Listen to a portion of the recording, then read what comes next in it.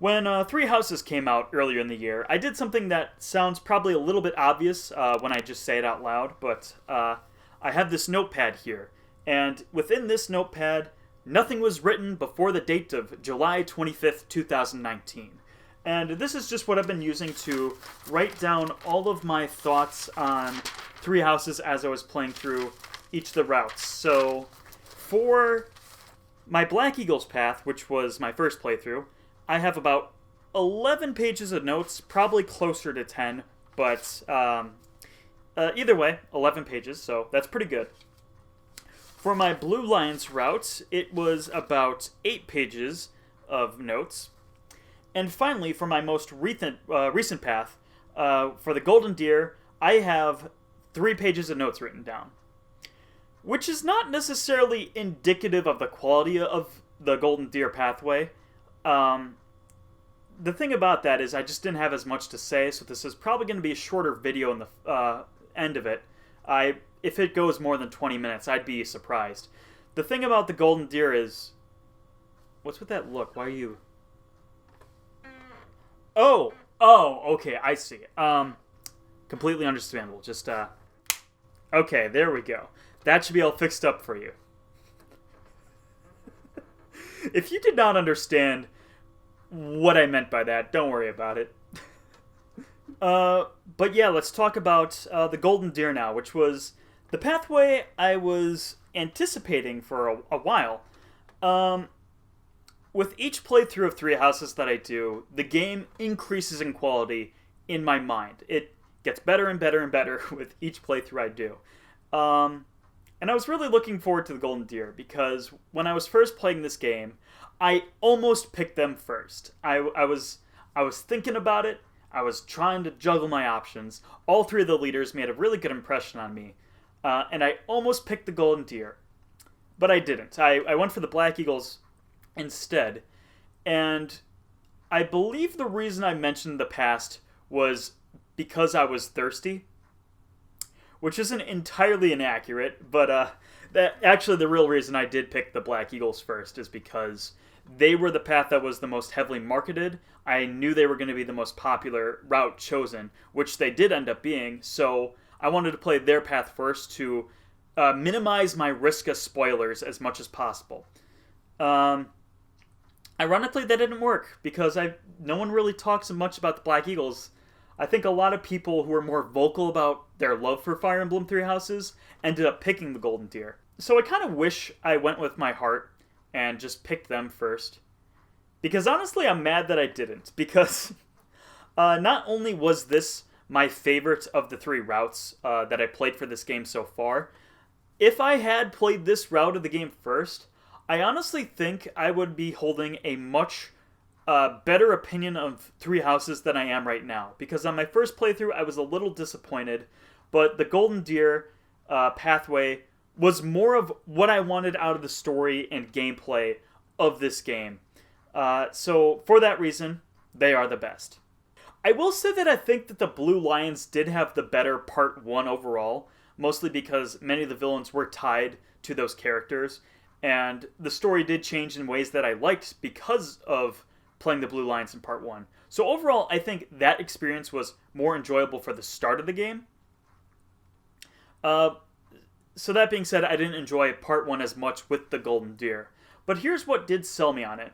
In my second playthrough of this game, when you go back to Xanadu, the Red Canyon, after you fight Costas, the bandit there, for your first mission, Byleth and Sothis wonder, when was it called the Red Canyon? And in my second playthrough, I realized, yeah, we never really did address that, did we? We never went into that. In my third playthrough, I was thinking the same thing. Oh my gosh, here we go with the Red Canyon again. We're gonna be like, well, why is it the Red Canyon? And not know why it was ever called that. And then Claude comes up to me and says, yo, but why is it called the Red Canyon, though? So that immediately sold me on the Golden Deer, because that's the moment I knew, okay, so here's finally where I'm going to get those stupid answers to those stupid questions I've been asking since I was first playing this game in July. So, excellent. I'm glad we're on that path.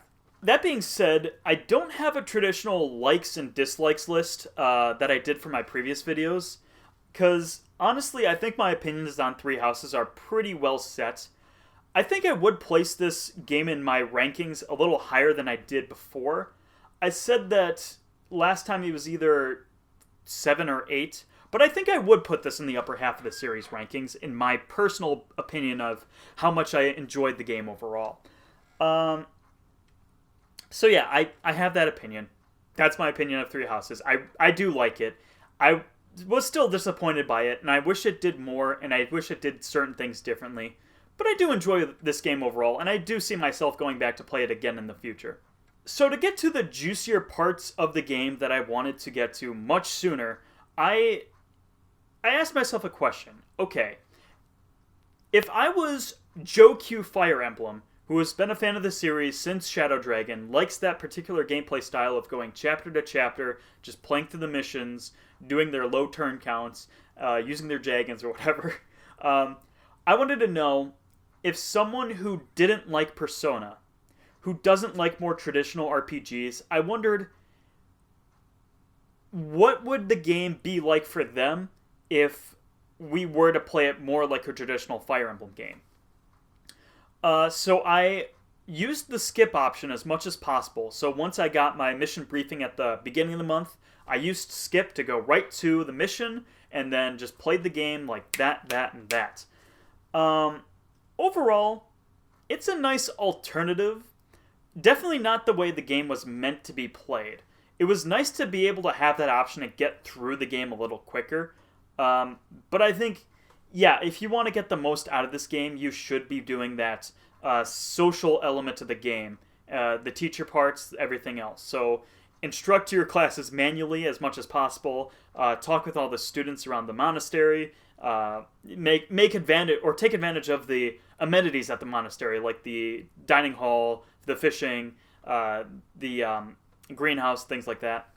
And another consequence of this particular playstyle is I actually missed out on a lot of the support conversations and optional scenes that happen at the end of the game.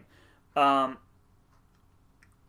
when you get to part 2, apparently you can get locked out of the later support conversations with the characters if you don't view their earlier support conversations. I find that really strange, and it feels really bad. Obviously, if you're playing the game normally and casually, like the developers intended you to do, you're not going to encounter that problem. You're likely to get all the support conversations between all the members of your house unlocked. But as someone who wasn't caring, just kind of blitzing through the game, I missed out on those opportunities, and that bit me in the butt later. I actually didn't even have the option to marry anyone in the game, because I never got the ring from Geralt, like halfway through part 1 or whatever. So yeah, I was a lonely bachelor at the end of the game, but that was fine. I didn't super mind that. It was a bummer, but like whatever. It's just a shame that I didn't get as much out of the characters as I otherwise would have liked to. I still don't know the full ideas and like depth behind all of them. Like Claude in particular, I only viewed 2 of like the 4 support conversations you can have with them, and that was a little upsetting. Like I at least know who Claude is. I've experienced him over a long game, through a huge story with him, and then my other like run-ins with him in the other routes. So like it's not that I was like hungry to know about Cloud and I didn't get that opportunity, but it was just a little disappointing that I put in all that time in the game, but because I didn't do these specific things, I missed out on some content. So meaning I'll have to replay the game again. That being said, this is probably the pathway I'm going to be replaying in the future. From now on, after I finished all my routes of Three Houses, of course, which I only have 1 more left, so that's nice. So yeah, Golden Deer, in a way, it was the most canon route of the story to me. Now, obviously, there's no true canon, but to me, it was the most complete story. It was the most I was satisfied with it, and I feel like it wrapped up the most loose ends and addressed the most of the world in its path. So before we get into part 2, and by extension, the spoilers part of this, there's a couple things I do want to go over and note. The first being that I do wish I didn't have to play part 1 again. I wish for either one of two options. That there was either a branching path system or a branch of fate, like the one in Fates, where you can just select the beginning point of each of the different routes. But this time it would be for the start of part 2, since that's where the game really does get different and interesting. So I wish we would have had that. Now, obviously, you are supposed to view all these conversations and go through the story of part 1 for all the characters before, because it is a little different for each route. And I do understand the idea of wanting you to play through all that for each of the characters first. But that being said, since all the maps are the same, since the strategies and developments are going to be exact same for everyone in part 1, I do wish that at the very least there was a story mode to this game where you could just view the cutscenes in order as they happen chronologically, and then once part 2 starts you can actually then have an option to play the game in any of the other difficulties. I wish that was an option, and if it never does become an option where Game Freak patches it in later, I wouldn't be bothered by it, but I do wish that they had made it easier to get the story without actually having to play the game again. Because I do sincerely think that the game was only meant to be played once, but that being said, if you do pick the wrong pathway, not the wrong pathway, but if you do pick someone who isn't the golden deer at the start of the game, you are at risk of not getting a satisfactory story.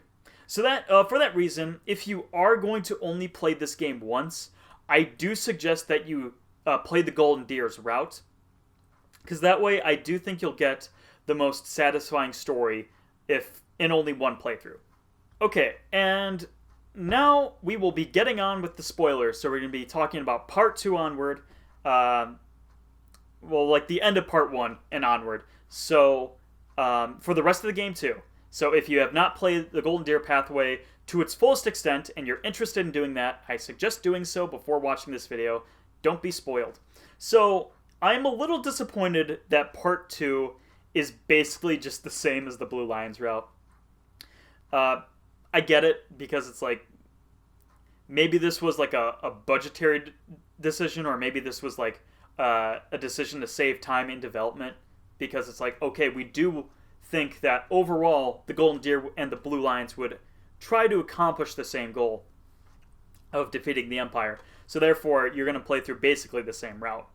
I understand that, but at the same time, a little disappointing that it's like, oh man, I'm going through these same scenarios again. Like, I was really like banking on part 2 being different again, because my first playthrough, my second playthrough were wildly different from each other. So the fact that my third playthrough wasn't, a little disappointing, but that was really the only thing I was super underwhelmed by with the rest of the game. I don't know what else to say about part 2 that I haven't already in the other playthroughs.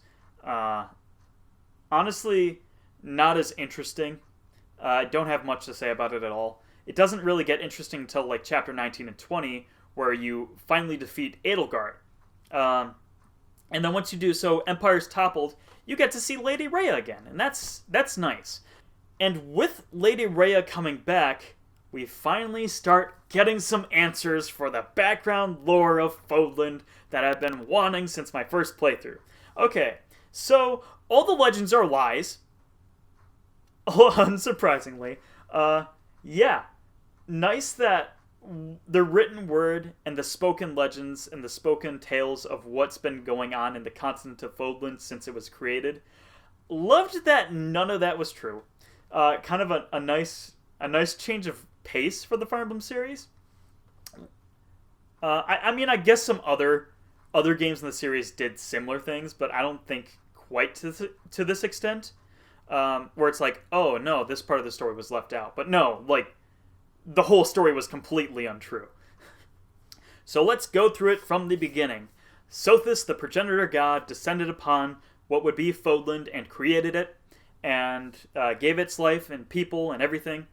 So very typical monotheistic creation myth are, well, I guess true in this case for this setting, but or so we're told. Defeated those who slithered in the dark, the ones who were gathering up against her, defeated them all, and then once she did that, went into a deep slumber in the sacred tomb, or the holy tomb. Is it the whole? I honestly can't remember what it's called, but the holy tomb where the throne is. Yeah, so she went to sleep because that's what dragons do in this society. And then Nemesis, King of Liberation, killed her in her sleep, and then used her bones to create the Sword of the Creator, which is, oh boy, that's awesome. The Sword of the Creator is the physical remains of Sothis. Alright, yeah, that puts it completely into perspective why when Rhea kills Nemesis in the opening cutscene, she picks up the sword, holds it to her chest, Mother, I found you, or it's over. So yeah, okay, I finally understand after 3 playthroughs what the scene was about. So yes! Oh, I should say that the bones of Sothis created the sword, and the Crest of Flames was like her heart or her soul or whatever. So yeah, I think we knew that much at least, but sure, like, of course. So with the power of the Sword of the Creator, Nemesis and the 10 elites of Fodland marched to Xanadu and massacred the whole village that was there. The blood descendants of Sothis, the progenitor god, slaughtered them all and also used their remains to craft the weapon, or the legendary weapons, the hero's relics of this setting. I did notice in my previous playthroughs, I'm sure everyone did, that, these weapons do suspiciously look like bones. Not even like, oh, the falchion from Shadow Dragon was made from Naga's fang. No, these are like straight up bones. I didn't super pay attention to it, or super pay it mind, but kind of like, that's interesting that has a detail like that. But of course, they're just literal bones of the people that were here. And with Rhea being the only survivor of the Xanadu massacre, she takes up the name of Seros and is the holy knight that helps establish the empire and build up the continent and then take on Nemesis to win back the Sword of the Creator. And then eventually, thousands of years later, uses Byleth for her own means to bring Sothis back to the world. So after all that being said, the only lingering question I think I still have on the game is, who was Byleth's mother? And I don't know if it's necessarily all that important of a piece to the puzzle. Game goes out of its way to hide it, though, which makes me think it's important. Because, like, on the grave of his mother, the name is too faded out to read. No one brings up her name. No one mentions who they are. Not the least of which being Geralt or Rhea. So we never get clear confirmation. So I do have to have a few theories on who she was. First theory, kind of the most plain, the most boring, but maybe in a way the most likely, is that Byleth's mother actually was a nobody. That she actually just was a priestess at the Garrick Mach Monastery. Just worked under Rhea, and just a normal person who met Geralt. So that could be all there is to it, and if it was that, I'd be fine with it. If it's not important, don't necessarily need to bring it up. Just would have been nice to know, I suppose. The second theory I have, and this is kind of more of my initial thoughts, that being that Byleth's mother was the sister to Lady Rhea, or at the very least related in some way. Rhea does mention that she was the only survivor of the massacre at Xanadu. That being said, that doesn't necessarily mean there couldn't have been other survivors who fled in separate directions of her and she just didn't know. There could be people who did live in Xanadu but were away at the time of the massacre. And those descendants would likely be Sedith and Flayn. And why I think so is that this is circumstantial evidence for a theory. But have you ever noticed we never seen Sedith's ears or Flayn's ears? Or even Rhea's ears? for that matter. You may be wondering, like, where are you going this? Why are their ears your evidence? Sothis had pointed ears, like many Manicheets of the series do. And I wonder, so because we never see Rhea's and Seteth's and Flayn's ears, are they also pointed? We don't know if Seteth and Flayn can transform into dragons like Rhea can. If they are a divine dragon bloodline, I assume they can. They just don't have to necessarily demonstrate it, because there are characters in the series who are Manicheets or shapeshifters and just never transform. And Byleth, we never see his ears either. Also starts out with default green hair. I wonder if his ears are pointed. Is he a Manicheet? And if that is true, well, that'll lead into my next theory, but is Byleth a Manicheet? I did speculate before that Geralt was. I don't necessarily believe that anymore. I've not run into any new evidence that would back up that claim, so I think I might drop that theory. But there's nothing that says that Byleth can't be a Manicheet. And should the theory be true that Byleth's mother was another person of Xanadu, another descendant of Sothis, the progenitor god, it's possible that he is a Manicheet. And my third theory, admittedly the darkest of the theories, it doesn't matter if Byleth's mother was a Manicheet or just a nobody human.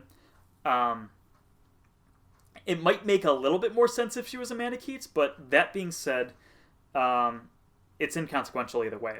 Byleth's mother, the story we were told is that while experiencing complications during childbirth, she begged Rhea to save her life, or not save her life, save the life of the child. And so what we were meant to interpret was Rhea used the Crest of Flames to keep the child alive, but at the expense of his mother. But obviously, we know that Rhea is not opposed to telling lies. We know that she is not opposed to twisting the truth or manipulating the truth even, and manipulating people to trust a falsehood. The continent of Fodlan was built on lies. The whole lies of the Ten Elite, the lies of Nemesis, lies of the history of Fodlan.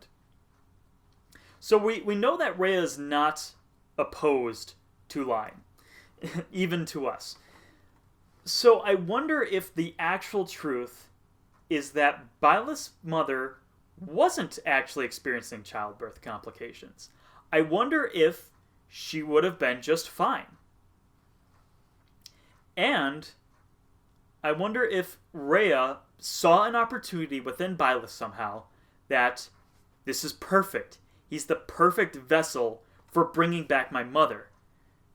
And if Byleth's mother wasn't up to handing over her son, which who would be, I suppose, I wonder if Rhea had no objections killing her so that she could resurrect her mother. And then crafted that whole lie of complications in childbirth and having to save the child before her own life. Like I said, that would be the darkest of the theories, if true. But kind of a cool thing to think about, and might even be the canon I personally adopt if I do find a little bit more evidence for it. So yeah, that's all I need to talk about in terms of like general spoilers. So I think we can kind of go through the final levels now. I mean, I suppose we've already been talking about what happened in the story for those levels, but we can go on a little further yet. So after Edelgard's death, we finally learn and pursue Fodlan's true enemy, those who slither in the dark, who I did know about before, obviously because we did meet them in the part 1.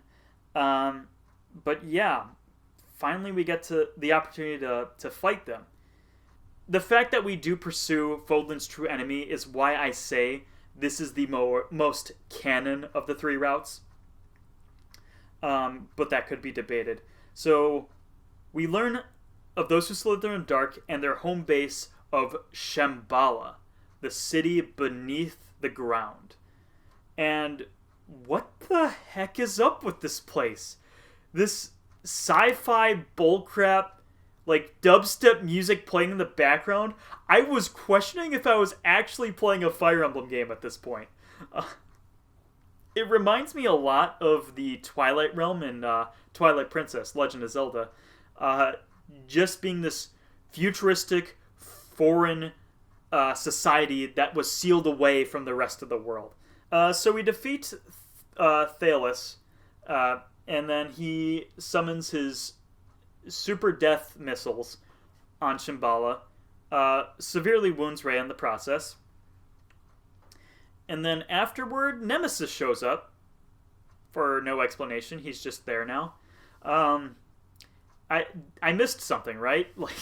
Like they didn't just pull Nemesis out of their butt because they needed a villain. They had a reason, right?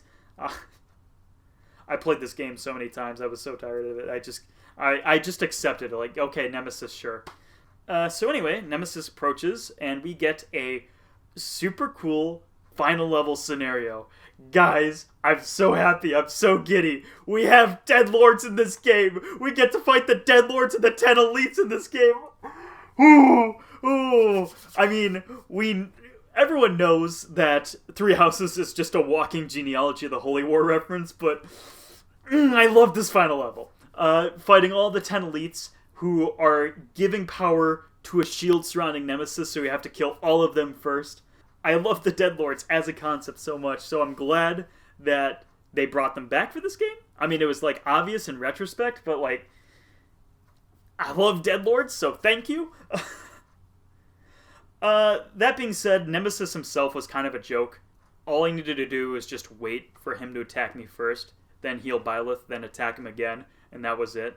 The other final bosses in the other pathways, not going to spoil what they are, but were much better as final bosses. Nemesis was just another super powerful enemy.